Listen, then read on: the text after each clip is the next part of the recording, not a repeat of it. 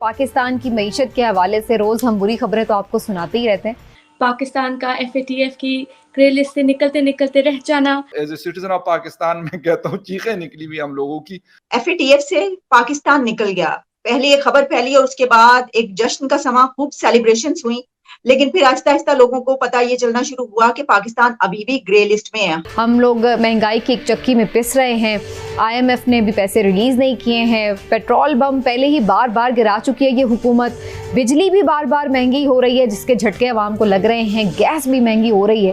तो तवानाई की ज़रूरियात जब इस हद तक हो जाएंगी तो उसके बाद कुछ अहम फैसले भी किए जा रहे हैं कि मार्केट्स को जल्दी बंद कर दिया जाए। कि उन्होंने अभी इंस्पेक्शन के लिए आना है, क्या ये अभी भी एक खतरे की कोई तलवार है कि अगर वो किसी बात से मुतमईन ना हुए तो वो अपना फैसला रिवर्स भी कर सकते हैं? क्योंकि उसके बाद हमने देखा है कि नैब लॉज में काफ़ी चेंजेस आ चुकी हैं और ये उनका बड़ा कंसर्न था कि हमारी प्रोसिक्यूशन कैसी जा रही है मनी लॉन्ड्रिंग के हवाले से।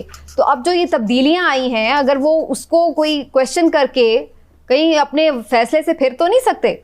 ये कोई तरीका नहीं है एक चीज को जो नेशनल इश्यू है आप इसको पार्टिजान इश्यू बन के अटैक कर रहे थे। गवर्नमेंट को चाहते थे कि फेल हो जाए, चाहते थे कि इकोनॉमी पे दबाव आए। दूसरी बात, आपने वो सुना नहीं है स्पोक्समैन जो फाटेफ का था उसने क्या कहा? तो ये देखिए इन लोगों की, मैं आपको कल कहा, जहन ऐसी है, इनका दिल देखिए कैसा है। नेशनल एडवांटेज को भूल के पैरोकियल और पर्सनल एडवांटेज पे ये लोग वोट करते हैं। बिल्कुल ठीक। कि सर आपको क्या लगता है कि पाकिस्तान को जो FATF की ग्रे लिस्ट से निकाला जा रहा है या पाकिस्तान निकलता निकलता रह गया है हम कहें? लेकिन नेहा जो पहला सवाल बनता है वो ये है कि हम इधर पहुंचे कैसे? Who brought us here? ये क्वेश्चन है कि हम FATF की ग्रे लिस्ट में कैसे आए।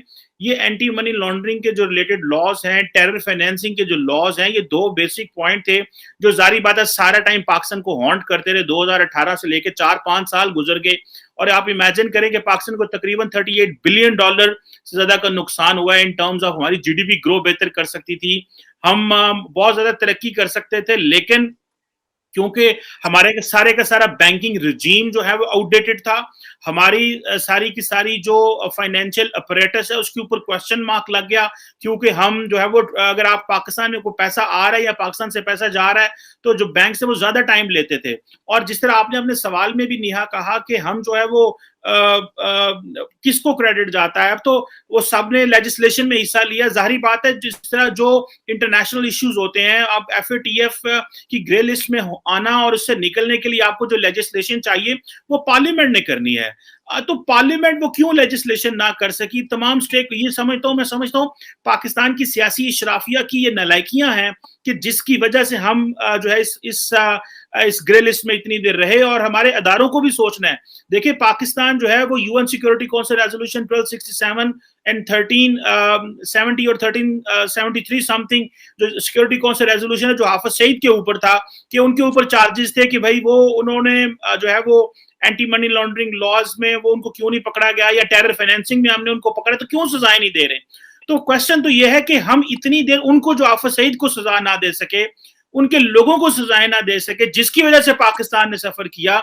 एक वक्त था हमने जहाज कश्मीर में शुरू किया और फिर एक वक्त आया कि हमने कहा जी अब जहाज हम नहीं कर रहे, तो जो वहां पे जो माजी में वो ग्रुप्स जो वहां पे ऑपरेट करते रहे उनका मुस्तकबिल क्या होगा, उन लोगों को कैसे हमने मेन स्ट्रीम करना है या सजाएं देनी है या क्या करना है। तो मेरा ख्याल है कि पाकिस्तान की पॉलिटिकल एलीट हो या पाकिस्तान की एस्टैब्लिशमेंट हो, सभी कंफ्यूज थे।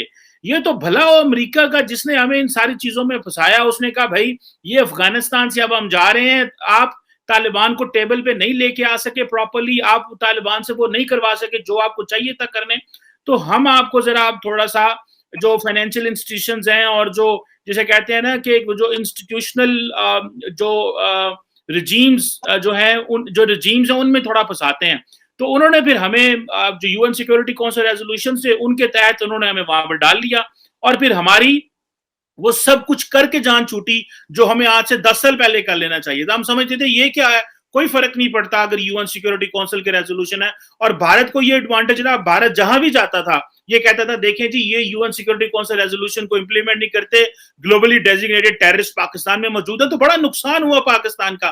क्वेश्चन तो ये है कि इस सवाल का भी जवाब दिया जाए कि क्यों, कौन थे वो लोग या किन किन लोगों की नालायकियों की वजह से इन लोगों को सजाएं ना हुई और पाकिस्तान को नुकसान हुआ, और जैसे मैं पहले कह रहा था अरबों डॉलर का नुकसान हुआ, हमारे बैंक्स पूरी दुनिया में ऑपरेट न कर सके। रिसेंटली आपको पता है कि अमेरिका में न्यूयॉर्क के अंदर आई थिंक पाकिस्तान के एक नेशनल बैंक को पेनल्टी पड़ी है। सो हमें अपने जो बैंकिंग सिस्टम है नेहा उनको अपग्रेड करना है, और जो जिस तरह दुनिया में बैंकिंग सिस्टम चल रहा है, ट्रांसपेरेंट है, ट्रांसपेरेंसी है, अकाउंटेबिलिटी है, मेरिटोक्रेसी है, ओपननेस है, ये लेके आनी पड़ेगी, तब जाके दुनिया हमारे साथ काम करेगी। हम तो जब भारत दुनिया के साथ कारोबार कर रहा था, क्योंकि वहां पे तो कोई उस तरह की दहशतगर्दी की वेव नहीं थी और पाकिस्तान दहशतगर्दी की जंग लड़ रहा था, तो हम तो बहुत पीछे रह गए हैं, तो हमारे पास तो कोई चॉइस नहीं है।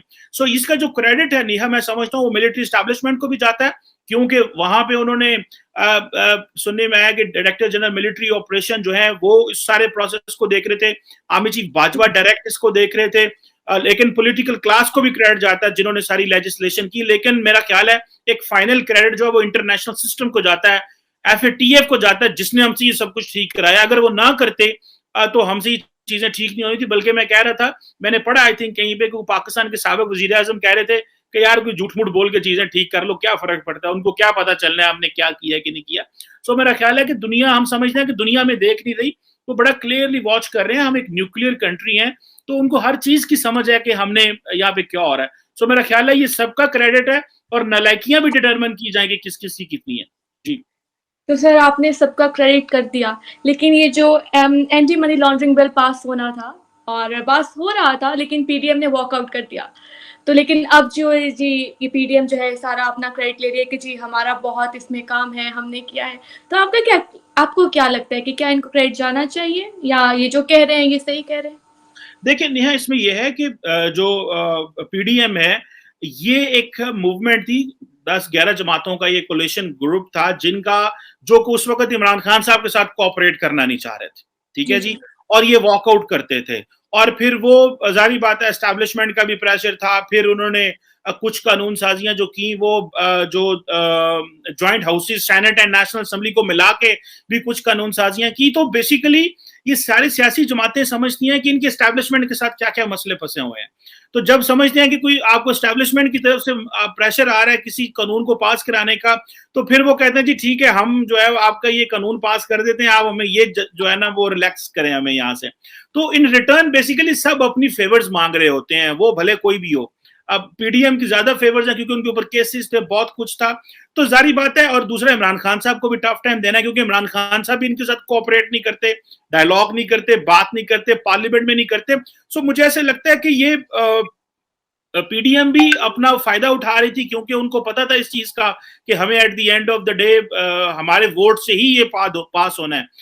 और इमरान खान साहब को ये था कि मेरा क्या जाता है, ये एस्टैब्लिशमेंट वालों ने करवाना है वो करवा लेंगे खुद ही।